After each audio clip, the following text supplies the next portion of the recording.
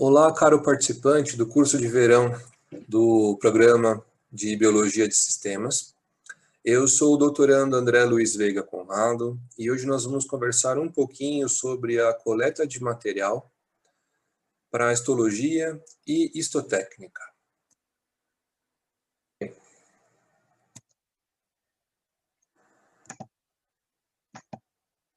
O primeiro passo para a gente fazer a nossa coleta para histologia é definir qual o fixador que nós vamos utilizar, né? Existem algumas opções e que a gente pode escolher para nossa facilidade de trabalhar. Bom, o que é o tal do fixador, né? O fixador, ele é um agente que reduz as ações das enzimas pós-mortem, tá? E eles reduzem a autólise e o apodrecimento do nosso material. O fixador é uma substância química ou um conjunto de substâncias químicas que vão estabilizar proteínas ou açúcares e lipídios. Dependendo do fixador, ele tem uma ação sobre uma ou mais substâncias. O nosso fixador padrão, né, de escolha aí, em grande parte dos estudos, é o formaldeído. O formaldeído que vem para nós comercialmente, ele tem uma diluição a 37%, mas só que para nós, lá na histologia, a gente fala que ele está a 100%. Então, para utilizar o formol, nós vamos diluí-lo a 10%. Quer dizer, eu posso pegar 100 ml do formol e colocá-lo em 900 ml de água destilada, tá? Também pode ser feita a diluição deste formol em tampão PBS, e aí o pH dessa solução é corrigido dentro do nosso intervalo fisiológico de 7,2 a 7,4. Ainda existe a possibilidade da gente preparar o formaldeído a partir do seu sal, que é o paraformaldeído. E aí, então, a diluição do paraformaldeído é feita diretamente no tampão PBS ou na água destilada. Bom, o preparo, então, do nosso tampão PBS para ser utilizado junto com o formol a 10%. Nós vamos usar dois sais, que são o fosfato de sódio monobásico, ao redor de 4 gramas, e o fosfato de sódio dibásico, ao redor de 6,5 gramas. Tudo isto é dissolvido na água destilada e após, então, é adicionado o formol e, finalmente, a correção para o pH. Então, dependendo do material que vocês vão coletar, que vocês precisam coletar, o formol pode ser preparado com a água do mar, quando você precisa coletar materiais que são de tubarões, raias, invertebrados, né? Então, moluscos, os camarões. Por quê? Todos esses animais fazem a sua correção em relação ao ambiente, então eles são sempre isotônicos. Se nós utilizarmos a água destilada, o material ele sofre destruição. Existe a correção das células, né? Existe osmose, existe entrada de água nas células e as células realmente se destroem, elas se arrebentam, né? O tecido não fica conservado. O segundo fixador mais usado é o chamado líquido de Buan. O líquido de Buan é um líquido amarelado que ele é a base de ácido pícrico saturado. É uma solução que se compra comercialmente, ela existe para venda ao laboratório. E para preparar o líquido de Buan, nós utilizamos ainda o formol puro e utilizamos o ácido acético glacial. Então, para se fazer uma solução de fixador Buan, a gente vai usar 750 ml do ácido pícrico, 250 ml do formol puro e 50 ml do ácido acético glacial. Tudo isso é homogeneizado, misturado e está pronto para uso. Uma dica Em alguns laboratórios existe o ácido pícrico em pó, porém o ácido pícrico em pó, ele é extremamente explosivo. Então, evitem de usar ele em pó, comprem a solução saturada. O que seria o ácido pícrico, né? Por que a gente chama a atenção que ele é explosivo? Ele é explosivo e ele foi utilizado como fonte, né, para explosivos. Então, assim, eles têm uma capacidade muito alta de explosão mesmo, tá? Os acidentes podem ocorrer dentro do laboratório. O outro fixador, muito utilizado na histologia, é o glutarodeído diluído a 2%. O glutarodeído a 2%, ele pode ser utilizado para histologia, para microscopia, tanto de luz, né, a histologia comum, no famoso fixador de McDowell, ou também ele é utilizado para microscopia eletrônica. Então, o nosso glutaraldeído para microscopia, ele vem concentrado. Então, existem ampolas que são vendidas a 25%, a 50% e a 75%. E essa solução a 75%, ela vai ser diluída entre 2 a 4% para uso para fixação. Essa solução onde vai ser utilizada o glutarodeído, ela pode ser a base de um tampão fosfato, então o nosso famoso PBS, ou ele pode utilizar ainda um tampão chamado cacodilato de sódio. O cacodilato de sódio ele é extremamente tóxico porque ele tem na sua molécula um átomo de arsênio. Então, é uma substância tóxica, deve-se tomar cuidado, e o tampão fosfato é mais fácil e mais seguro de ser utilizado. Bom, para preparar então o nosso tampão, o nosso fixador, à base de glutaraldeído, nós vamos usar aí então o glutaraldeído na concentração possível, né? Aqui o exemplo é a 25%, então nós vamos utilizá-lo em 18 ml. Vamos usar aí 100 ml de água destilada. Vamos usar 1,9 gramas de fosfato de sódio monobásico e o hidróxido de sódio, tá? Ao redor de 0,4 gramas. Tudo isso, né, deve ser homogeneizado antes do uso, porque senão você tem uma redução da atividade do glutaraldeído, tá? Outro ponto, se você for utilizar o glutaraldeído em uma concentração alta e sobrar uma quantidade dentro da ampola, isso aí pode ser refrigerado, mas tem que ser usado o mais rápido possível.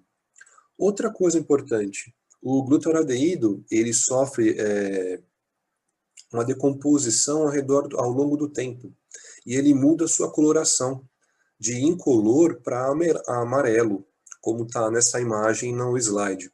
Esse composto amarelo, ele é um composto à base de M-acetal.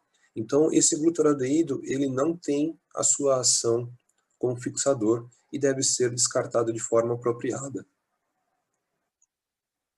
Ainda temos como uso os fixadores chamados alcoólicos. Dois exemplos clássicos são o metacarno e o carnoá. A única diferença entre o metacarno e o carnoá é o álcool que é utilizado.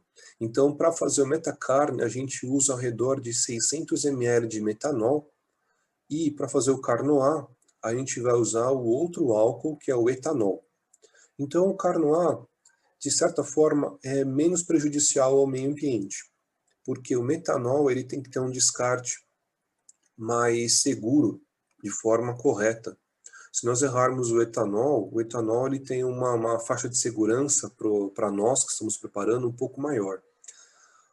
Tanto o metacarno quanto o carnoá, eles são alternativas ao formol quando nós vamos fazer a imunistoquímica, né? Então, outro método que vocês poderão ver nas outras palestras do curso, que tem um uso muito grande na biologia de sistemas.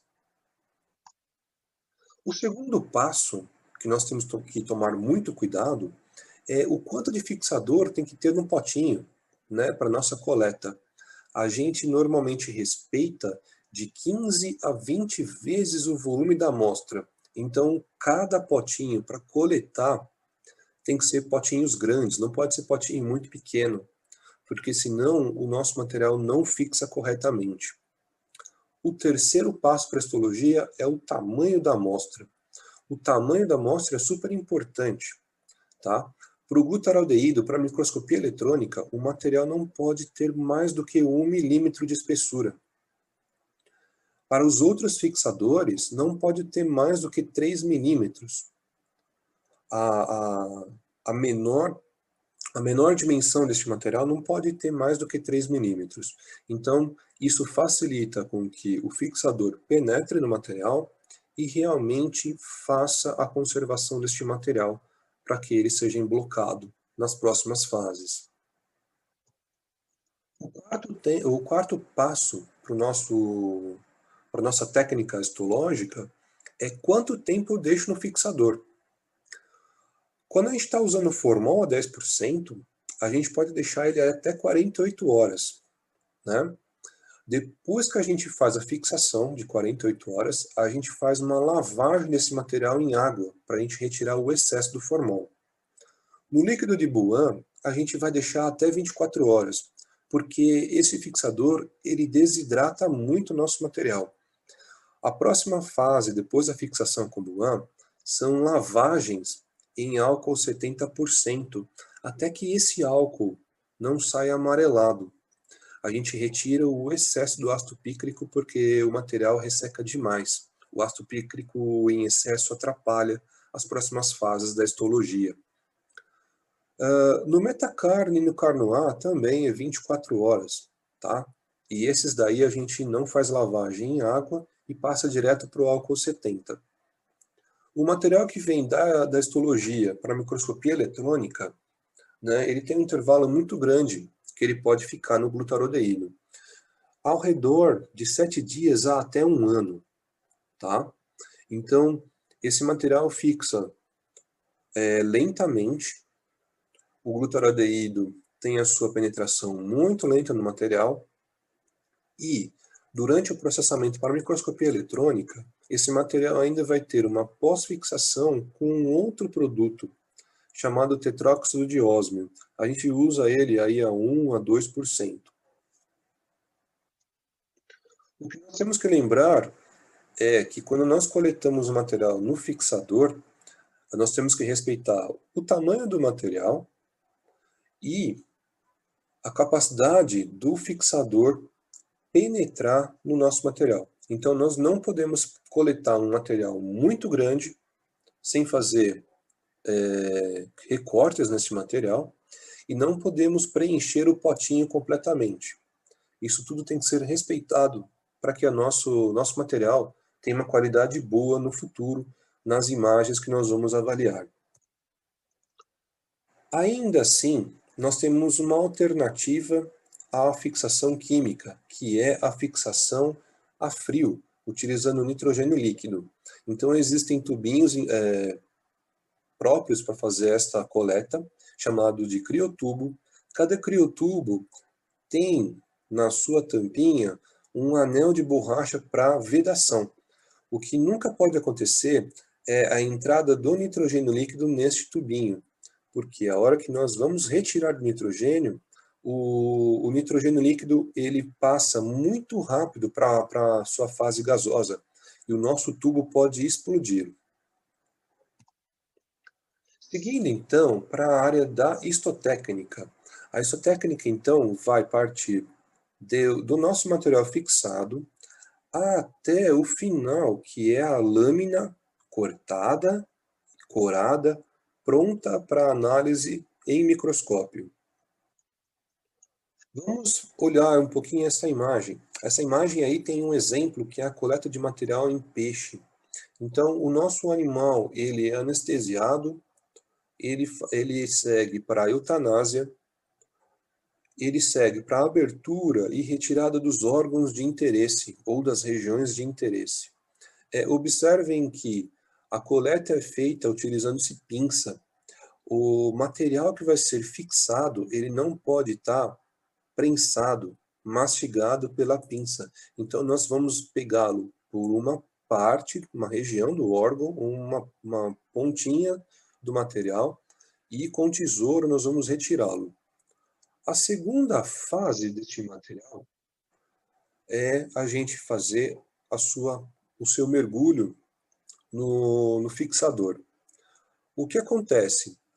Se nós precisarmos coletar um órgão muito grande, esse material ele tem que ser feito a cortes para que o fixador consiga entrar em todas as regiões do nosso material.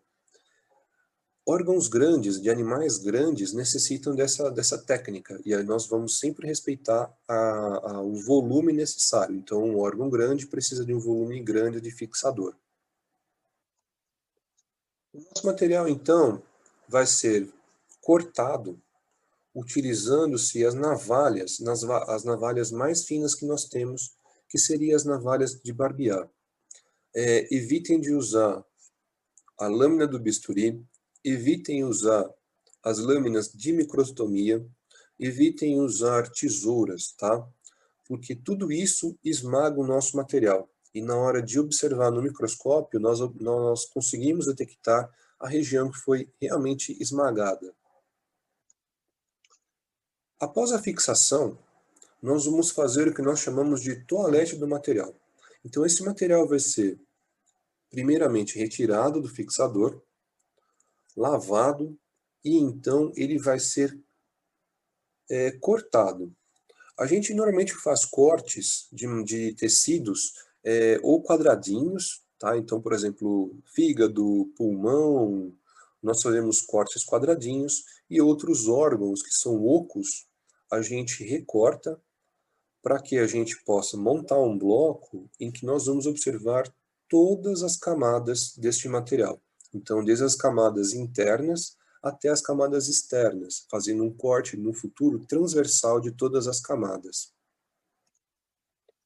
Outro ponto que nós temos que respeitar, quando nós utilizamos esse equipamento, que chamamos de cassete histológico, é o tamanho do cassete e o tamanho do material que nós vamos coletar. Então, o cassete ele tem dimensões.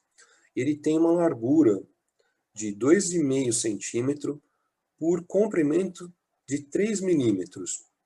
Então, nosso material tem que respeitar este tamanho, a largura e comprimento, e a sua altura não passa de meio centímetro.